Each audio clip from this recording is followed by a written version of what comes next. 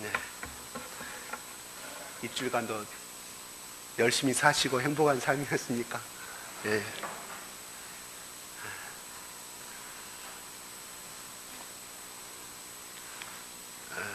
고린도전서 이 말씀은 여러분 잘 알다시피 사도 바울이 썼습니다. 그 유명하신 사도 바울이 부활하신 예수님을 믿고 부활하신 예수님을 만나서 자기가 체험한, 그래서 성령께서 주시는 감동하여서 쓴 말씀입니다. 예수님이 오시기 전에 이 고린도전서는 없었습니다. 분명히 기록되지 않았고, 사도 바울이 예수를 만나고 나서 약 57세 때 이 기록을 썼습니다. 사도 바울이 만난 예수 그리스도 안의 부활의 세계, 자기가 체험한 세계고, 또한 이거는 자기 의지와 자기 마음대로 쓴 것 같지만 성령님께서 그의 생각과 그의 손을 주장해 주셔서 오늘 이 시간에 우리가 이 말씀을 읽은 줄로 압니다.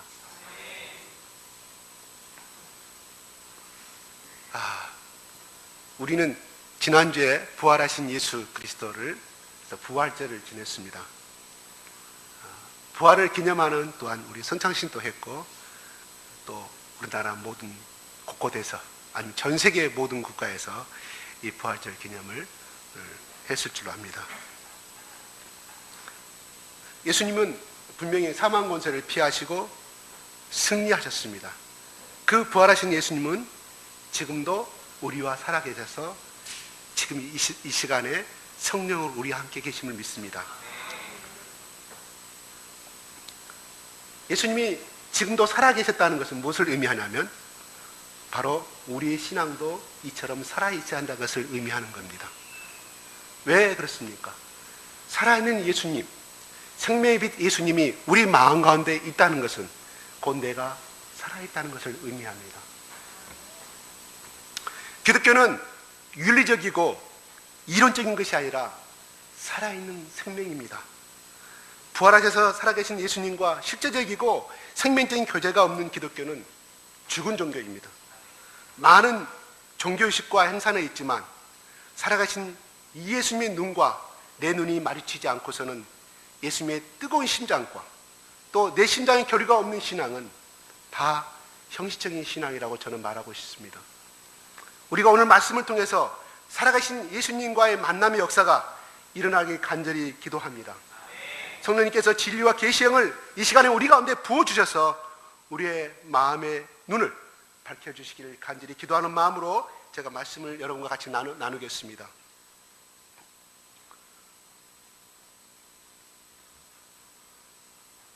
(54절에) 보면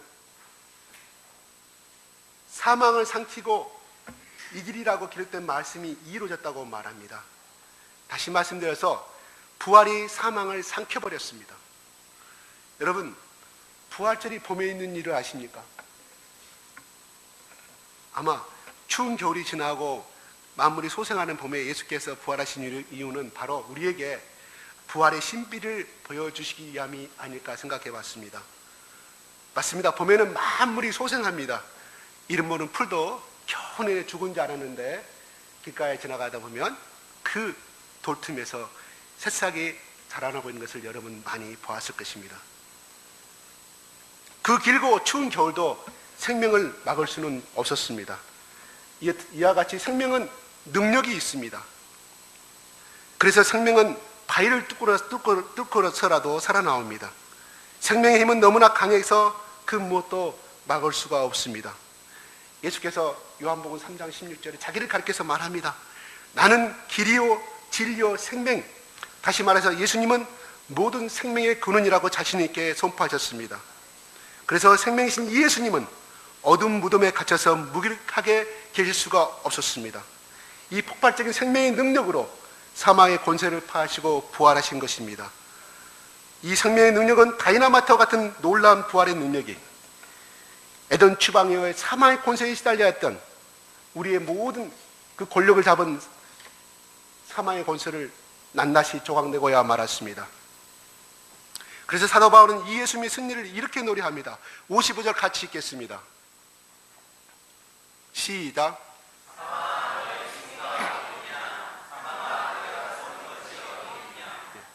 이 말씀은 죽음아 너의 승리가 어디에 있느냐, 죽음아 너의 독침이 어디 있느냐, 이 말씀은 바로 예수님의 부활로 말미암아 사망의 권세가 파했다는 선포인 것입니다.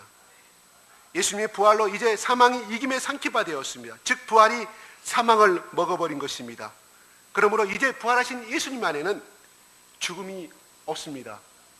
죽음이 있어요? 없습니다. 부활하신 예수님 안에는 영원한 생명만이 존재하는 것입니다. 이것이 바로 영광스러운 부활의 키포인트요 메시지인 것입니다. 사망의 권세가 파해졌고 예수님이 승리하셨다는 의미입니다. 그러므로 부활하신 예수님 안에 있는 우리 신자들에게도 죽음은 영원히 없어진 것을 믿으시기 바랍니다. 아멘. 정말 믿습니까? 2층에 계신 분들도 믿습니까? 대답이 안 들려요. 예. 이제 그리스도 안에 있는 우리들은 죽음을 이기고 부활의 생명으로 영생을 누리게 된 것입니다. 그래서 예수님께서는 이렇게 선포하십니다. 나는 부활이요 생명이니 나를 믿는 자는 죽어도 살겠고 무릇 살아서 나를 믿는 자는 영원히 죽지 아니하리라. 우리는 예수님 안에서 죽어도 다시 살며 영원한 생명을 누릴 자된 것을 믿으시기 바랍니다. 예수의 생명이 우리에게 있기 때문에 죽음이 우리를 이기지 못합니다. 죽어도 다시 살기 때문에 우리를 두렵게 할 것이 아무것도 없는 것입니다. 부활이 사망과 어둠의 세력을 삼켜버린 것을 믿으시기 바랍니다. 제가 얼마 전에 로마인 이야기 13권째를 지금 읽고 있는데요.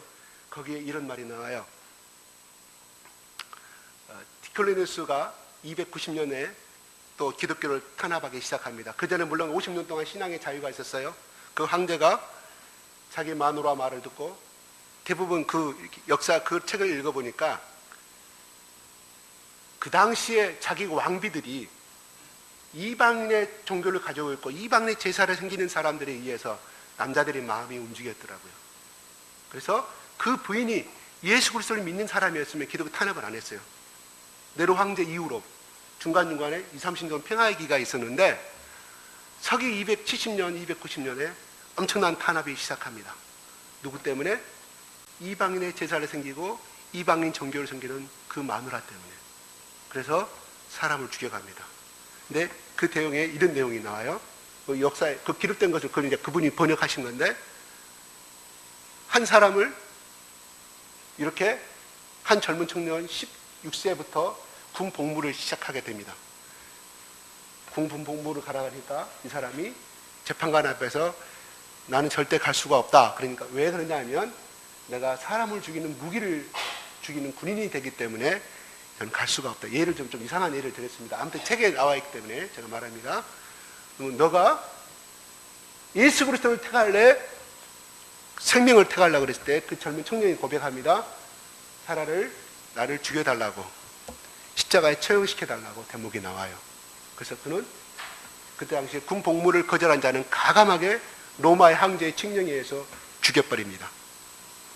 그가 왜 그러한 담대한 선언을 할 수 있었을까요? 그 마음속에 예수 그리스도의 생명이 있고 자기 육신이 죽더라도 그는 영원한 생명이 있다는 것을 믿었기 때문입니다. 믿습니까? 예. 우리는 죽어도 다시 살기 때문에 우리를 두렵게 할 것이 아무것도 없는 것입니다. 자,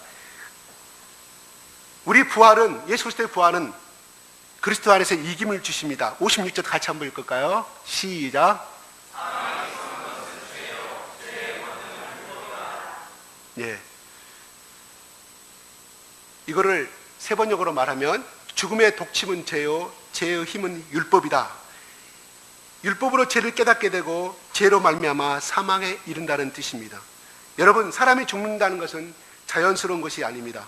바로 죄 때문에 죽게 되는 것입니다. 죄의 대가는 우리가 잘 알다시피 사망입니다. 사실 아담이 범죄한 후부터 모든 인류는 이 죄의 사단의 죄의 독침 화살에 맞아서 사망에 이르게 되었습니다. 그때부터 죽음의 권세는 모든 인류를 지배한 가장 큰 원수였습니다. 태어난 모든 사람들은 예외 없이 바로 이 사망의 권세에 무릎을 꿇었습니다. 그리고 아직 죽지 않은 사람들도 그 사망에 쏘는 독침에 맞아서 언젠가 내가 죽을 것이라는 두려움과 어둠의 노예가 오늘날도 되어 살고 있는 것입니다. 여러분, 사람들이 왜 염려하는지 아십니까? 사람들이 왜 두려워하는지 아십니까? 바로 그 뿌리는 죄와 사망입니다. 죄가 쏘는 도가살에 맞아서 죽는 것을 두려워하기 때문입니다. 히브리서 2장 15절에 제가 읽겠습니다. 또 죽기를 무수함으로 한평생 매여 종노릇하는 모든 자들을 놓아주려 하심이라. 성경은 우리가 죽기를 무수함으로 한평생 매여 종노릇한다고 말하고 있습니다.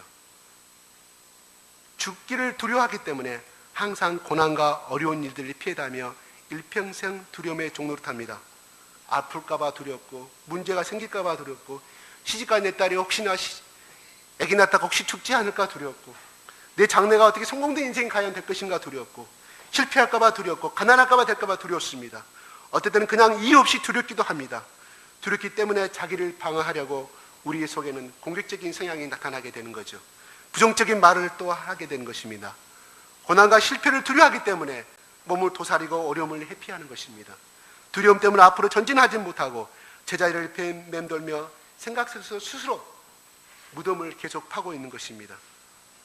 이처럼 사망 권세는 인류의 최대의 온수이며 우리 삶을 팔게 하는 어둠의 세력인 것입니다. 불안, 초조, 패배감, 좌절감, 이 모든 것들이 바로 죄와 사망에 쏘는 도화살인 것을 깨달으시기를 바랍니다. 이 도화살에 맞으면 평생 죄와 사망의 노래 살다가 비참하게 죽어야 하는 것이 모든 인류의 운명입니다. 그래서 사도 바울은 이렇게 절규합니다. 로마서 7장 24절에 오라 나는 공고한 사람이로다. 이 사망의 몸에서 누가 나를 건져내랴. 이건 사도 바울의 성자로 살아간, 예수 그리스도의 종으로 살아간 사도 바울의 고백입니다. 누가 우리를 이 사망의 권세에서 건져낼 수 있습니까? 57절 다 같이 읽겠습니다. 시작.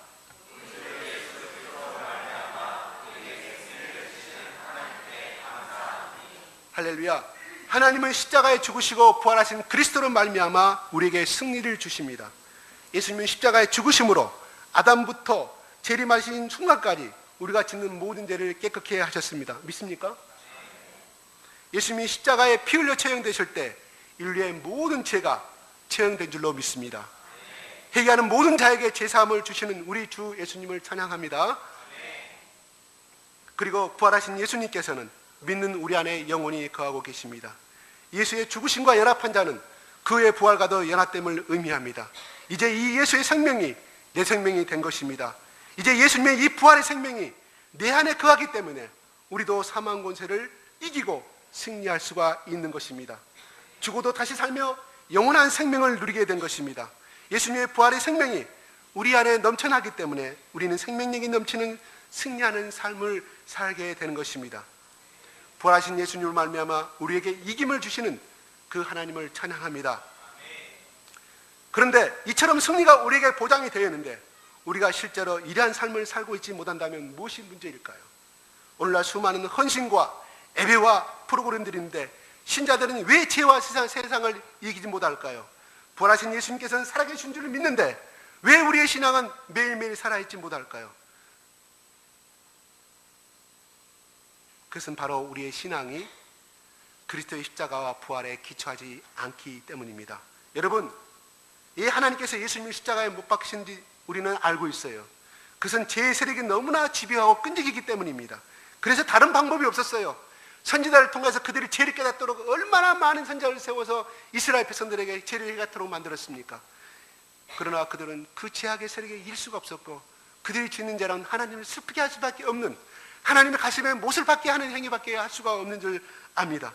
그래서 다른 방법이 없어서 그 죄의 세력들을 예수님과 함께 십자가에 못 박혀 죽여버린 것입니다.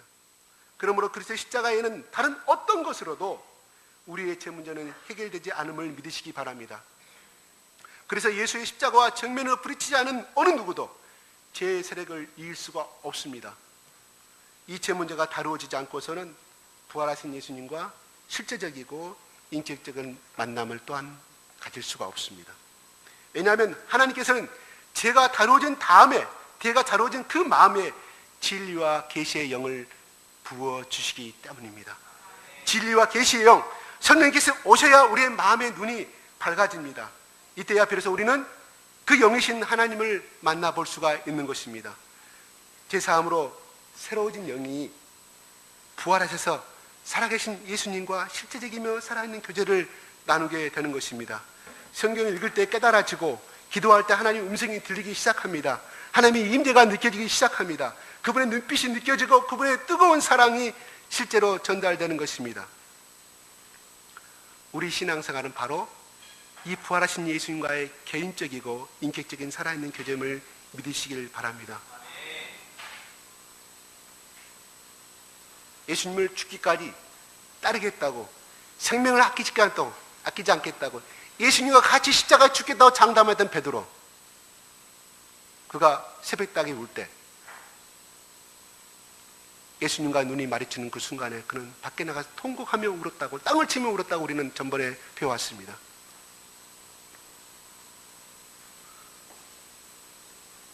우리는 예수님의 눈빛을 매일매일 맞추고 살아야 합니다. 그러지 않고서는 세상에 보이는 것은 다 제약된 것들이요, 세상에 모두 보고 듣는 것들이 다 우리를 유혹하는 것들입니다. 예수께서는 10장 27절에 말합니다. 내 양은 내 음성을 듣고라고 말씀하셨습니다. 그리고 바울은 로마서 8장 14절에 무릇 하나님의 영으로 인도함을 받는 그들은 곧 하나님의 아들이라고 했습니다. 그래서 우리는 부활하신 예수님의 음성을 날마다 들어야 합니다. 그분과의 살아있는 교제를 통하여 매일 그분의 음성을 듣고 그분을 따라가야 하는 것입니다. 이것이 바로 살아있는 신앙인 것을 믿으시기 바랍니다. 오늘날 가장 심각한 문제는 교회와 우리 신앙의 종교화입니다. 종교화가 무엇입니까? 부활하신 예수께서 우리 안에 살아계신다고 믿고 있지만 살아계신 예수님의 눈빛과 내 눈빛이 마주치지 않고 그분의 심장과 내 심장이 실제로 교류하지 않게 된 모든 것들이 바로 종교화가 된 것을 의미하는 것입니다. 제 문제가 처리되지 않으면 하나님이 안 만나지기 때문에 하나님에 관한 지식으로 우리는 하나님을 믿습니다. 하나님을 머리로 더듬어 찾기 시작하는 것입니다. 여러분, 하나님에 관해서는 아는 것과 하나님을 실제로 체험하는 것은 엄청난 차이가 있습니다. 그래서 이론적으로는 머리로는 하나님을 아는데 실제적으로 살아계신 하나님과의 만남이 없기 때문에 신앙이 형식화되고 종교화되어 버리고 만다는 것입니다. 형식화된 교회, 종교화된 교회는 수많은 영혼을 알게 모르게 죽어가는 결과를 초래합니다. 종교화된 신자들의 영은 죄와 사망의 권세를 이기지 못하고 죽어갑니다. 오늘날 유럽이 왜 많은 성당이 문을 닫고 교회가 문을 닫습니까? 바로 이것에 기초하지 않았기 때문인 것입니다. 아무리 많은 헌신과 예배를 드려도 그것에서 생명은 살아나지 않습니다. 성격이 변화되지 않습니다. 성장하지 않습니다. 그러나 중요한 것은 오늘날 하나님은 살아계신다는 사실입니다. 부활하신 예수님께서 우리 안에 살아계십니다. 사도 요한이 예수 그리스도의 복음을 증거하다가 AD 90년에 그 중요한 밤모섬에, 지금의 그리스의 영입니다, 밤모섬에 기양 가서 그는 예수 그리스도의 모습을 봤습니다. 요한계시록 1장 13절에 그 머리는 흰 양털 같으며 그의 눈은 불꽃 같고 그의 음성은 많은 물소리와 같다고 했습니다. 그 입에서 좌우에 날선검이 나오고 그 얼굴은 해와 같다고 말하고 있습니다. 이것이 바로 부활하신 오늘날 예수의 모습입니다. 오늘 우리가 이 모인 작은 공간 안에 예수님은 바로 그 모습으로 운행하고 계시는 것을 믿으시기 바랍니다. 그리고 예수님은 우리 안에 살아서 역사하고 계십니다. 우리는 그분의 얼굴을 매일매일 만나야 합니다. 그분의 눈빛과 매일매일 매시간 마주쳐야 합니다. 살아가신 예수님의 심장과 우리 심장 사이에 살아있는 교류가 있어야 하는 것입니다. 그분의 음성을 날마다 드려야 하는 것입니다. 한 사람이 모이든 두 사람이 모이든 수백 명이 모이든 그건 중요하지 않습니다. 그 모이는 공동체 속에 십자가에서 돌아가신 예수님의 제3의 역사가 체험이 되어야 하는 것입니다. 그 십자가의 사역을 통해서 죄와 어둠들이 철저하게 처리되고 새로워지는 역사가 일어나야 하는 것입니다. 이 죄 문제가 다루어지지 않은 채로 진행되는 예배는 기만하는 예배요 거짓된 예배입니다. 왜냐하면 죄가 다루어지지 않은 채 하나님과의 살아있는 교제는 불가능하기 때문입니다. 하나님은 죄를 미워하십니다. 그렇기 때문에 하나님과의 교제는 불가능하다는 것이죠. 작년보다 나의 신앙이 성장한 것인가? 지금 내가 정말 살아계신 예수님과 살아있는 교제를 나누고 있는 것인가? 내가 드리는 예배가 정말 형식적인 종교 행사인지, 살아계신 하나님과 인격적으로 드리는 예배인지 스스로 살펴보아야 할 것입니다. 우리 안에 정말 거룩하신 하나님을 만났다고 하면, 또 내가 정말 거룩하신 하나님을 부활하신 예수님을 만났다고 하면 거룩하게 변화되어야 할 것입니다. 내 안에 정말 부활하신 예수님께서 거하신다면 그 사람 속에는 생명력이 넘쳐나야 할 것입니다. 이제 교회는 예수 그리스도의 십자가와 부활이 다시 서야 할 것입니다. 그 십자가는 2000년 전 갈보리 언덕의 십자가가 아니라 오늘 우리 마음속에서 내 죄를 씻어주시고 새롭게 하시는 바로 그 십자가인 것입니다. 우리가 이 십자가와 정직하게 한번 부딪혀 보시기 바랍니다. 내 죄악으로 인해서 애통하며 마음을 찢고 회개하는 마음으로 보혈의 능력을 덧입어야 할 것입니다. 그렇게 될 때 내 안에 죄의 세력이 파괴되는 것을 믿으시기 바랍니다. 제가 쏘는 독으로 인한 모든 묶임과 눌림 저주가 파괴될 것입니다. 이렇게 십자가를 통과한 후에야 예수님의 부활은 내 속에서 간접적인 것이 아니라 오늘날 나의 삶에 생명과 활기와 비전을 주는 실제적인 것이 될 것입니다. 내 죄가 사해지고 성령께서 내 안에 내주하심으로 내가 살아계신 예수님의 얼굴을 실제로 보고 그분의 눈을 보며 예수 그리스도의 심장과 내 심장에 살아있는 교류가 일어나게 될 것입니다. 예수님의 음성을 날마다 듣고 승리하는 삶을 살 수가 있는 것입니다. 이것이 바로 오늘날 예수님이 우리에게 던져주는 부활신앙이요 영원한 생명인 것을 믿으시기 바랍니다. 성령님께서 내 죄를 지적해 주실 때, 회개하지 않고 성령께서 말씀하셔도 순종하지 않을 때 우리의 영적인 눈은 점점 어두워지게 되고 말 것입니다. 그처럼 처음에 하나님 앞에 쓰임을 받았던 사울왕처럼 비참한 인생이 될지도 모릅니다. 그래서 부활하신 예수님은 점점 멀어지고 희미해져서 간접적이고 형식적으로 되어버리고 말 것입니다. 그분은 나의 실제 상과는 전혀 관계없는 분이 되어버리고 말 것입니다. 이런 신앙으로 우리가 과연 천국에 갈 수 있는지 스스로 질문해 보시기 바랍니다. 오늘 이 예배를 통해서 부활하신 예수님과 시적인 거리가 없었다면 부활절이 지나면 또다시 옛날의 삶으로 돌아가 버리고 말 것입니다. 그 실질적인 부활의 예수를 만나지 못했기 때문에 그 예수 그리스도 제자들 12제자 베드로와 그 야고보와 모든 제자들이 어디로 갑니까? 야, 고기 잡으러 가자. 따라버리잖아요. 어디로? 갈릴리 바닷가로. 자기들이 성장하고 자기들이 즐기고 자기 추억이 담긴 그 옛날 그것을 흘러가 버리고 만다는 것입니다. 그것은 무엇을 의미합니까? 옛날의 제약의 습관대로 옛날에 구원과 전 멀어져 버린 마귀의 자녀로 흘러가 버리고 마는 것을 의미해 주고 있는 것입니다. 설교 한 번으로 물론 내가 오늘 이 시간에 서서 이 설교 한 번으로 여러분의 삶이 절대로 변화되지 않습니다. 제가 예수 그리스도가 아닌데요, 제가 하나님이 아닌데요, 절대 변화되지 않습니다. 예수 그리스도 살아계실 때 그들에게 복음을 증거했잖아요. 받아들인 사람 받아들였지만 안 받아들였잖아요. 예수님도 그런데 하물며 제가 이 시간에 이 말씀을 아무리 잘 전한다, 예수님처럼 더 많은 능력의 말씀을 전한다 할지라도 받아들이지 않은 사람은 어쩔 수가 없습니다. 나에게는 그런 능력이 없습니다. 살아계신 예수님을 만나지 않고서는 생명력이 있는 삶을 살 수 없습니다. 그러므로 우리가 다시금 초심의 마음으로 예수님의 십자가로 돌아가야 합니다. 정직하게 십자가에 대면해야 합니다. 그리고 내 잠자는 영이 깨어나서 실제로 부활하신 예수님을 만나야 합니다.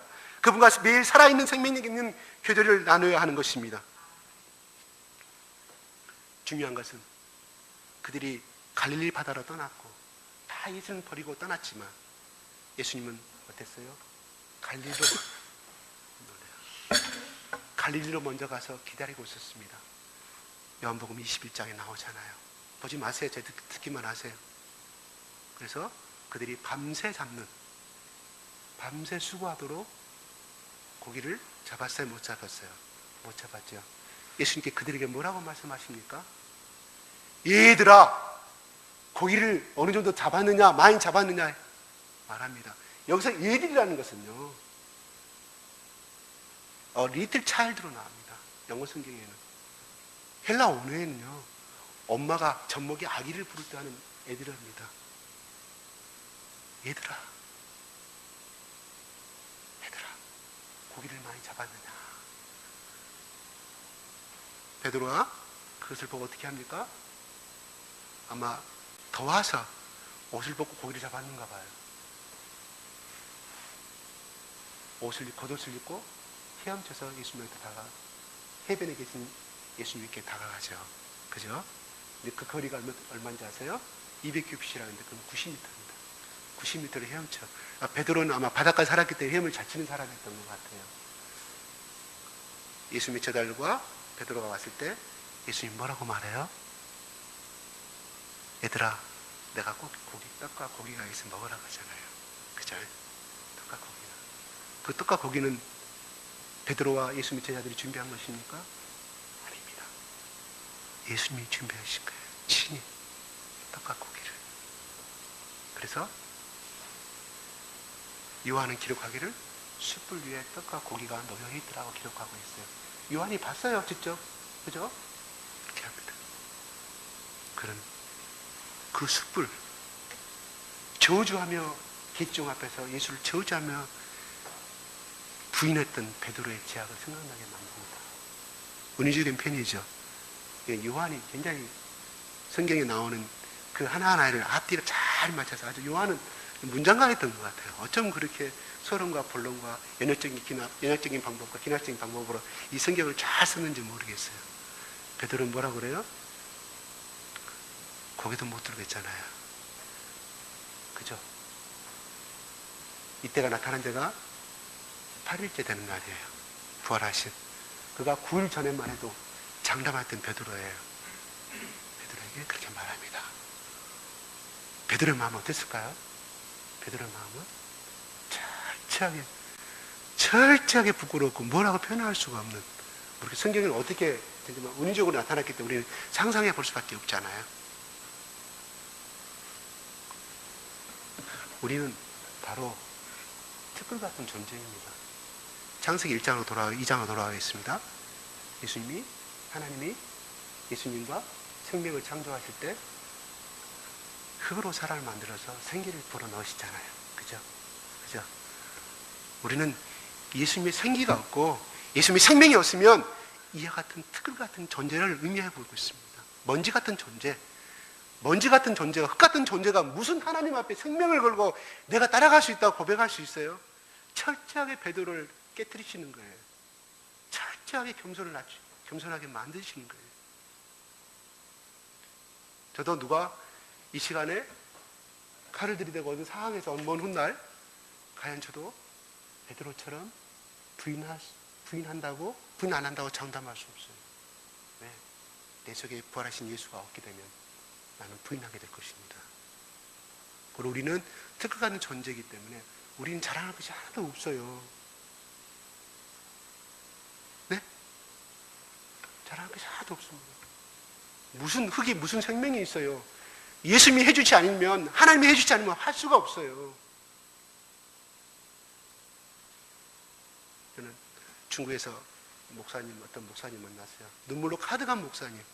과거에 목회 실패한 그 가득한 목사님을 저는 눈물을 봤어요. 그분이 보석의 교회 개척해서 엄청나게 크게 교회를 지었고, 보석 녹차밭을 그 교회에서 처음으로 일구신 분이 그 목사님과 그 장로님 하셨는데요. 녹차밭이 잘 되니까요, 돈을 많이 벌었어요, 교인들이. 그래서 교회를 증축했어요. 큰 농장을 운영한 장로님이 헌금을 엄청나게 했어요. 터줏대감 장로님이. 교회를 짓고 나니까 교회가 분열이 생겼어요. 왜 그랬습니까? 내가 이 교회 헌금 80% 했다. 교회 내 것이다. 목사를 쫓아냈어요. 목사를 쫓아냈다 그 말이 아니라, 저는 그걸 버티는 게 아니라, 사람은 내가 무엇을 했다는 것을 갖다가 우리는 자랑합니다. 그래서 내 속에 교만이 나타납니다. 누가 그래요? 우리 욕심을 통해서, 제약을 통해서 사단이 끊임없이 우리 제 세력으로 이끌어가는 것입니다. 자랑할 것이 없어요. 오늘 이 시간에 나와서 교회 청소하는 거 정말 감사해야 돼요. 하나님이 나의, 이렇게 하나님 성전을 이끄는 나의 도구로 서 있다는 걸 감사해야 되고, 감사해요. 교회는 누구 것도 아닙니다.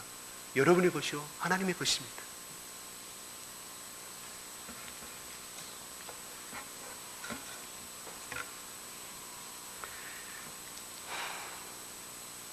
우리가 무슨 일을 많이 하게 되면 내 의가 살아나요. 그래서 정죄합니다. 나는 이렇게 고생하는데, 나는 이 교회에서 열심히 충성하는데 그렇지 못한 사람에게서 정죄하는 마음이 생깁니다. 이건 누구나 다 가질 수 있는 공통적인 생각입니다. 우린 그 생각이 날 때 어떻게 해야 됩니까? 아유, 하나님, 저는 특끌 만한 존재입니다. 이것도 하나님 저를 도구로 사용해서 너무 감사합니다. 정말 낮고 낮은 종의 자세로 살기를 바랍니다. 그러나 그렇게 충성한 그 사람은 하늘나라 가서 물론 상급을 받습니다. 분명히 받습니다. 한 만큼 분명히 받습니다. 성경에 그렇게 써져 있기 때문에 저는 말씀을 합니다. 그래서 우리는 인간의 칭찬과 인간의 사랑을 바라지 말고요, 하늘의 상급을 바라보면 우리는 어떤 일을 해야 될 수가 있습니다. 예수님의 부활의 영이 오늘 우리 속에 충만히 역사하시기를 간절히 기도합니다. 진리와 계시의 영을 부어주셔서 우리의 마음 눈이 밝아주시기를 기도합니다. 부활하신 예수님과 실제적이고 개인적이며 생명 있는 고제가 있기를 예수님의 이름으로 바랍니다. 세 번째, 58절 같이 한번 읽을까요? 시작.